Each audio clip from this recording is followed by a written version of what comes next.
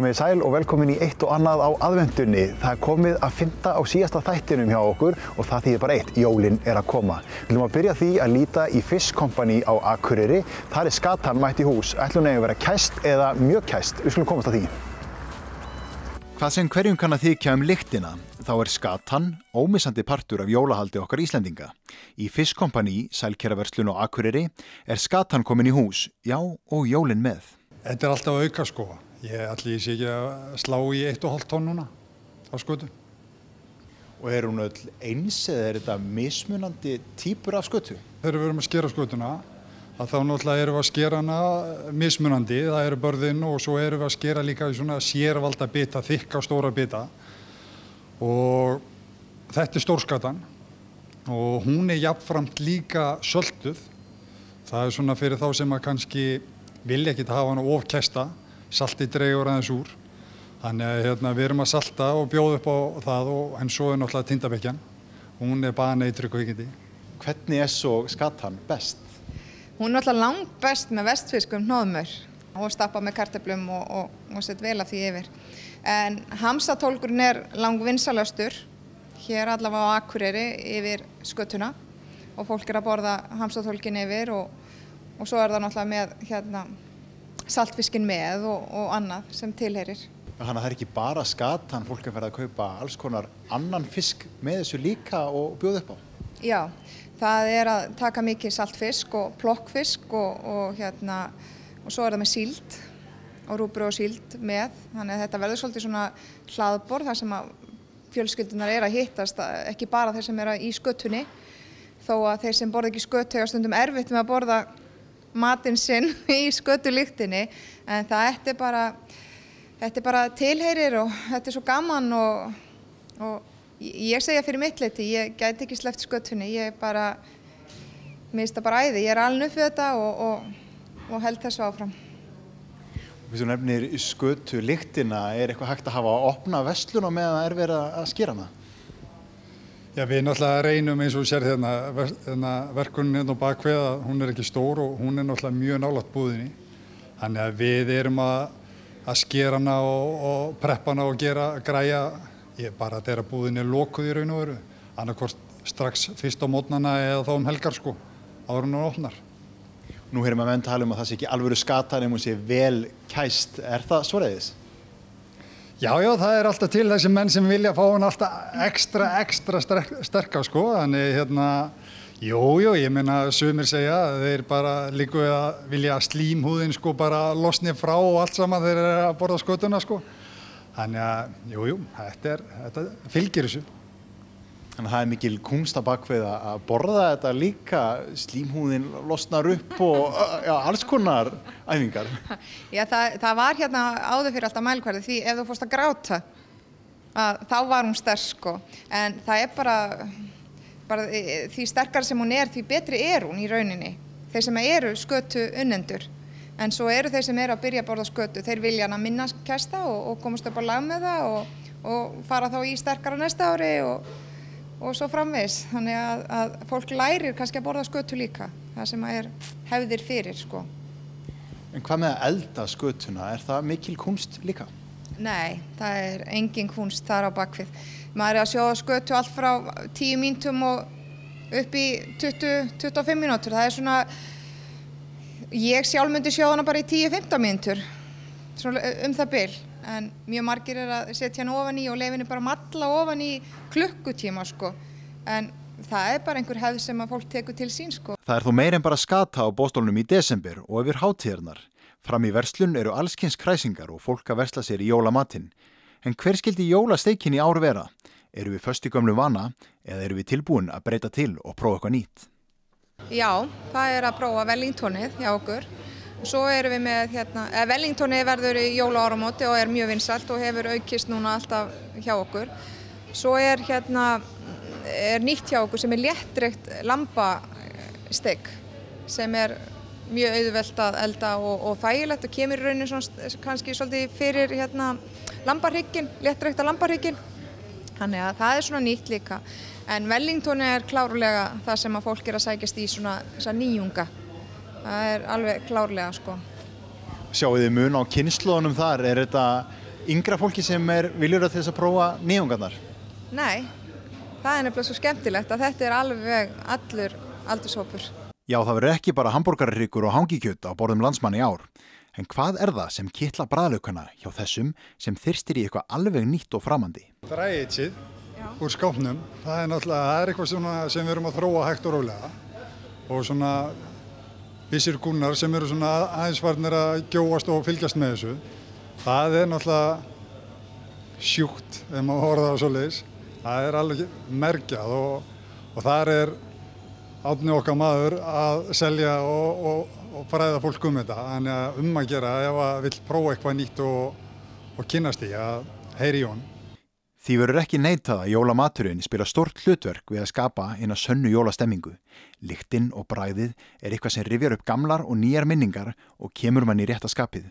Hvort jólalyktin er af skötu, hangikjöti, já eða einhverju allt öðru, þá er það á tæru að lyktin er komin í hús. Nú með jólin koma. Já, þau eru bara á leiðinni og eiginlega bara komin. Þegar lyktin er komin og hangilæri upp á borði og jólatónlistin er komin á. En núna jólin alveg að koma og þá erum við svona á hlaupum að finna síðustu jólagjafirnar. Hérna í næsta einslagi ætlum við þó að hugsa til þeirra sem hafa ekki endilega mikla peninga milli handana. Við ætlum að kíkja á hjálpræðisheyrinn. Á aðvendunni hlaupum við búða á milli í leita henni fullkomnu gjöf. Stærstu steikinni, besta jólabjórnum, skærustu jólaseríunni, sætasta jólakonfektinu og svo mætti lengi telja. Öll viljum við jú geta haldið jólin sem hátíðlegust og haft það sem notalegast í faðmi fjölskyldunar jólin. Raunin er þó svo að það eru ekki allir sem geta leyft sér þennan munað jólana.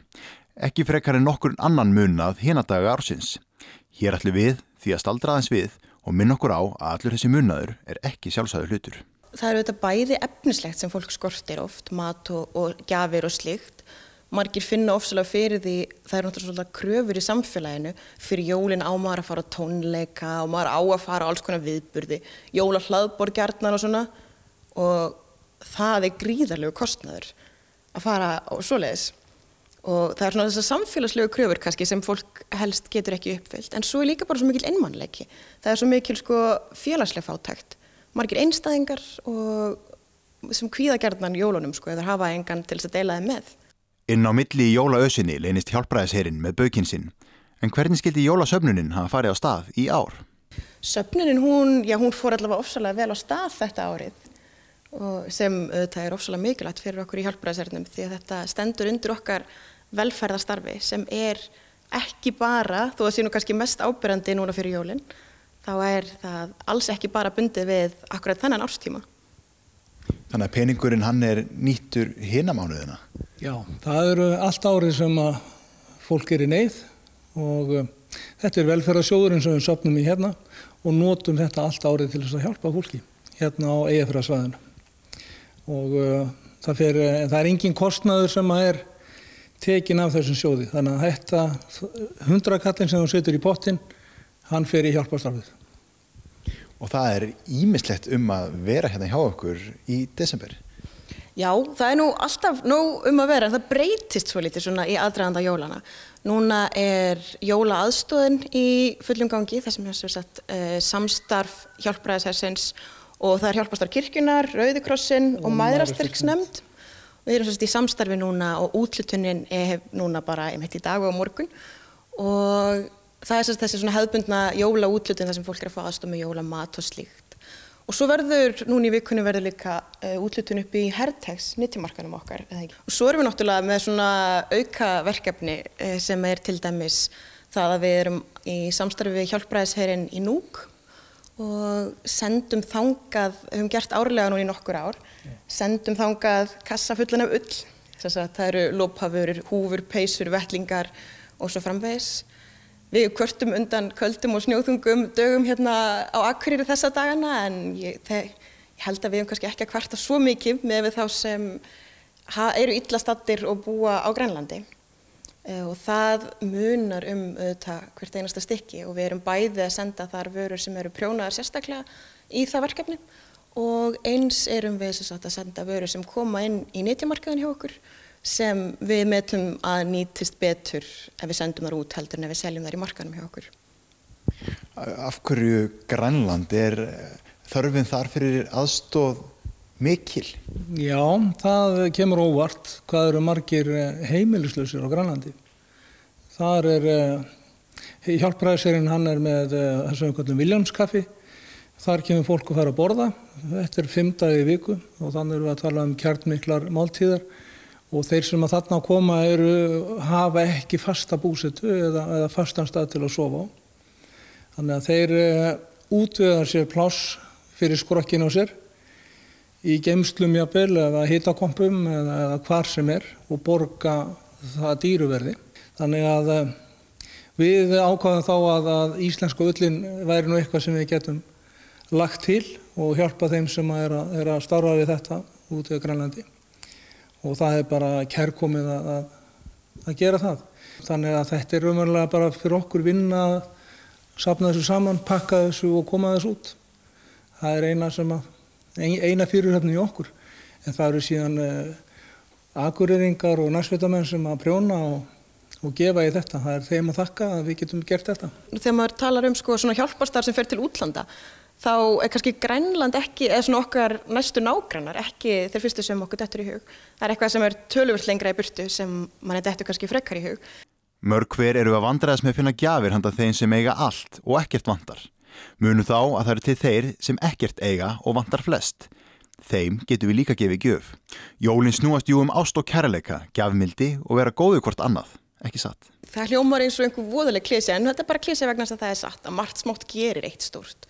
Og ég meina, það eru mörg þúsund manns hér í bæjarfélaginu og ekki allir sem þurfa á aðstoð að halda. En ef það eru margir sem geta aðstoð þó ekki sínum að lítið, þá það safnast þegar saman kemur og munar slíkt. Það felst í því mannlega reisn að geta haft ísug á. Og það jólagjöfin sem við hinn getum gefið öllum hinnum sem ekki hafa þetta.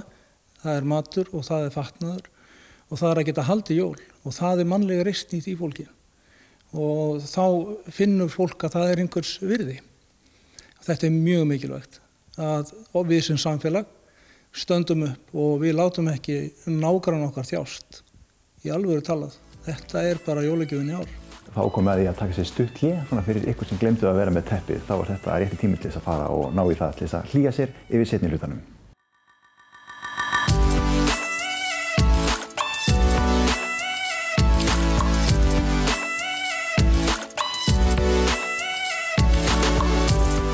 Jólunum fylgir alltaf nóg af jólaskrauti. Við erum þó misgóð í að skreyta sjálf. Stúfur með nokkur góð ráð varðandi jólaskreytingar og við ætlum að fá að líta það hérna næst. Herrar mínir og frúr og allt þar á milli. Velkomin að tækjunum til að þykja jólaskreytiráð SDÚFs. Stúfs, það ég.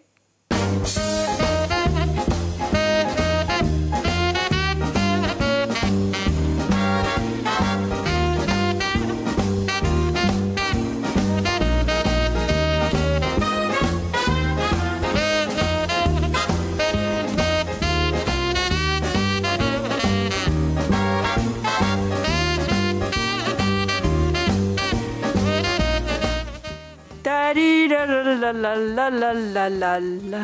Ég skef úr eyrum svona mestu leyti. Jólaskraut. Einu sinni þá hélt ég alltaf að það væri að hengja upp jólagraut. En það var misskilningur hjá mér, þetta var að hengja upp jólaskraut sem jólagraut með essi. En jólaskraut, af öllu jólalögu þá jólaskraut í mestu uppáhaldi hjá mér. Reyndar bara skraut í mestu uppáhaldi hjá mér. Ég finnst alveg ofboðslega gaman að skreyta og meira betra og ekki að láta neinn segja ykkur annað. Það má nota alls konar til þess að skreyta. Það til dæmis hægt að skreyta með svona einhverju fínu skrauti. Svo var mér einu sinni gefið þetta hérna fínu skraut líka, mjög fallegt. En það þarf samt ekkert endilega að nota eitthvað svona voðalega fínt skraut úr búð. Það má til dæmis skreyta bara með fallegum kertum. Það alltaf fallegt. En ég mæli ekki sérstaklega með því að föndra utan kertin. Það fer nú bara illa. Ég lærði það í fyrra. En hvernig átti ég að vita það að pappír var í eldfimur? Pappír nú samt fínn. Hann einmitt góður í skraut, annað en utan kerti. Hann má til dæmis klippa úr honum svona fína kalla og kerlingar. Og svo má klippa snjókorn. Það alltaf mjög fallegt. Þá brýtum við pappírinn svona, fær sér svo skæri og svo þarf að klippa mjög varlega því að skæri geta verið svolítið viðsjárverð. Klippa, eitthvað er nú örlítið bitlaus og það er að vanda sig því að þetta geta verið dálítið hættulegt.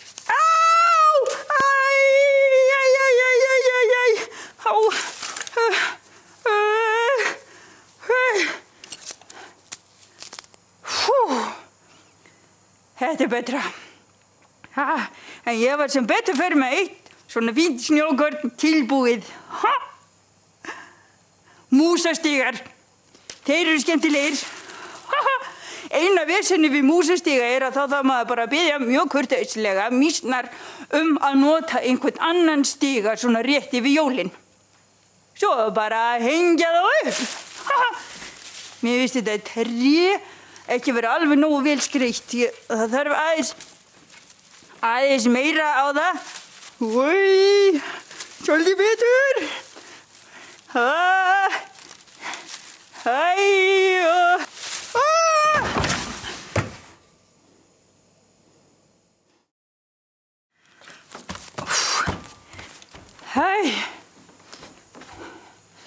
Það er bara dálítið hættulegt að skreyta.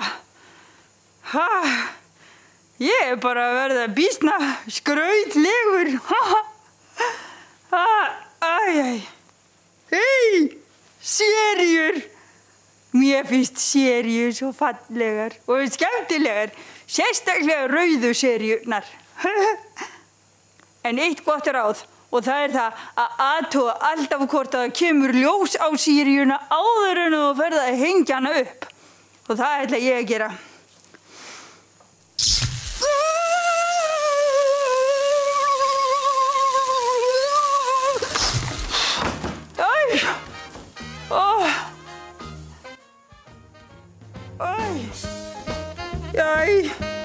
Og eru svo bíluð.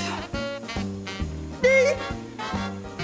Sjáu, hvað hún er falleg. Þetta þætti honum kertasníki mínum vera sérstaklega fallegt. Hann er svo hrifinn af svona ljósum.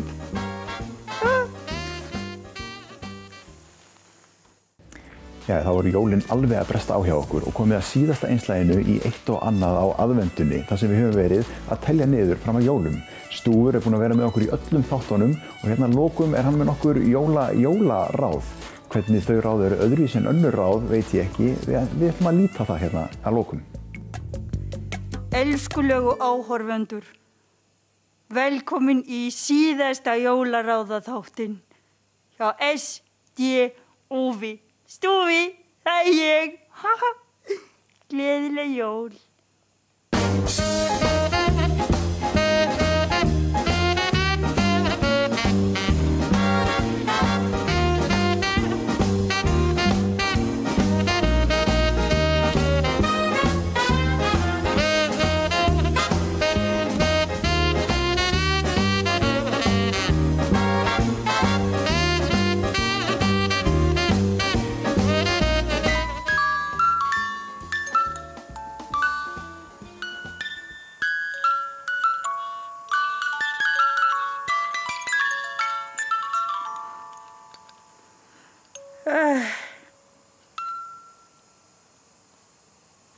Nú er bara allt tilbúið. Það er búið að baka og skreyta og pakka og þrífa og þvo og slaka. Og hvað gerist þá? Ég búin að vera á fullu allan desember við að gefa í skóinn, fara í jólabæð, fara á jólaböll, hengja upp einibærarunnin og dansa í kringum hangikjötið og ég orðin alveg ringlandi vitlaus. Þetta svo skemmtilegt. Stundum vildi ég bara að væru alltaf jól. En þá, ef það væru alltaf jólin, yrði allt miklu fátæklegra, ofskreytt yrðu flest hinn byggðu ból. Eins og fylgir sumri sólin skammdegi þá verður feira, því að allir halda heilög jól. Já, jólaráð. Jólaráð. Ég ætlaði víst að gefa ykkur eitthvað svoleiðis. Hvað ætli það gæti nú verið? Kannski bara að njóta ferðalagsins og ekki flýta ykkur of mikið á áfangastað. Eða eitthvað. Eða kannski bara borða ekki of mikið. Það mjög óskynsamlegt. Ég gerði það. Og ég svo ægilega saddur. En ég samt pínulítið svangur líka. Nei, kakó. Já, smá kakó eftir. Nú gott að eiga smá rjóma út í kakóið. Nei! Það eftir hellingur á rjóma.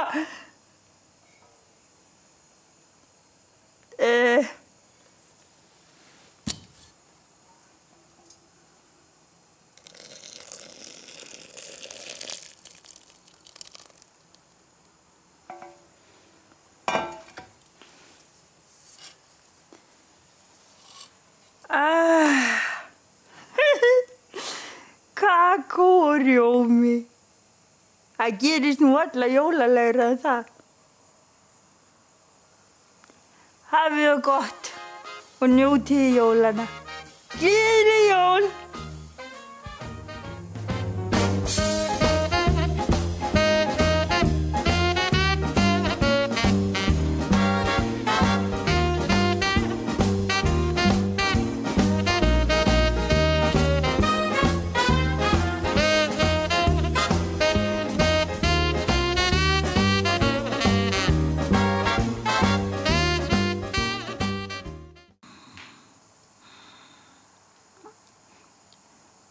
Bara örlítið meiri rjóma, takk. Takk fyrir.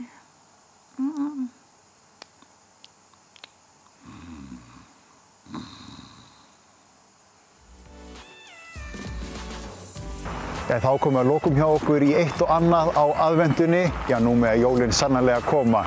Þetta var síðasti þátturinn hjá okkur á þessu ári, þannig ég vil nýta tækifærið og óska ykkur öllum gleðilegra jóla. Við sjáumst hress og spræk á nýju ári. Gleðileg jól.